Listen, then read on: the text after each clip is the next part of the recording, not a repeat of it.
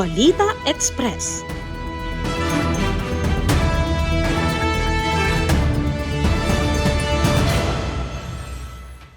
House Committee on ICT TWG hearing sa National Cybersecurity and Critical Infrastructure Act nagpatuloy sa gitna ng global tensions. Nagpatuloy noong Martes, March 10, 2026 ang pagdinig ng Technical Working Group ng House Committee on Information and Communications Technology kaugnay ng panukalang National Cybersecurity and Critical Infrastructure Act.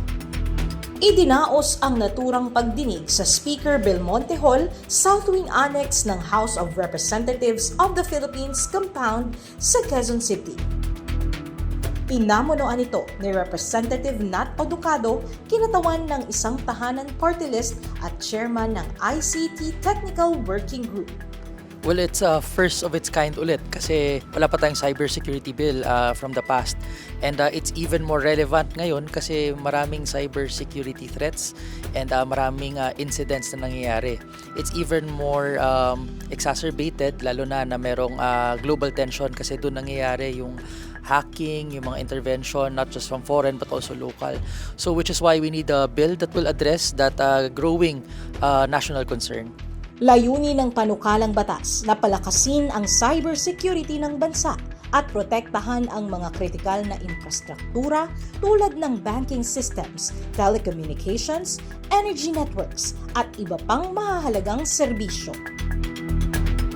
Ayon sa mga mambabatas, nagiging mas mahalaga ang panukalang ito sa gitna ng kasalukuyang tensyon at mga digmaan sa iba't ibang bahagi ng mundo kung saan ginagamit na rin ang cyber attacks bilang bahagi ng modernong pakikidigma.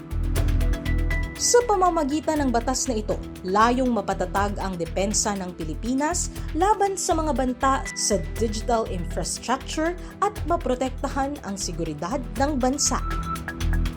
Binigyang diin ni former Congressman Francisco Ashley Acidillo ang kahalagahan ng pakikilahok ng mga Pilipino sa usapin ng cybersecurity. Bawat Pilipino apektado po sa nangyayari sa cyberspace. Yung pong giyera sa gitnang silangan, for example, akala natin dahil malayo tayo hindi tayo apektado. Pero napag-alaman po ng pagsasaliksik na tuwing magkakaroon po ng tinatawag nating geopolitical crisis, ito po ay nagdudulot din ng pagtaas ng cyber attacks online. So, apektado po ang bawat gumagamit ng internet at bawat mamamayan po na nakasalalay po ang kanyang kabuhayan at ang kanyang pamumuhay sa tinatawag nating ICT or Information and Communications Technology. So, napakahalaga po na malaman po natin ang mga katulad po nitong developments. Sa pagdinig na ito, mahalagang maging mapanuri ang publiko sa paggamit ng internet at social media at makiisa sa pagpapanatili ng seguridad ng digital space ng bansa.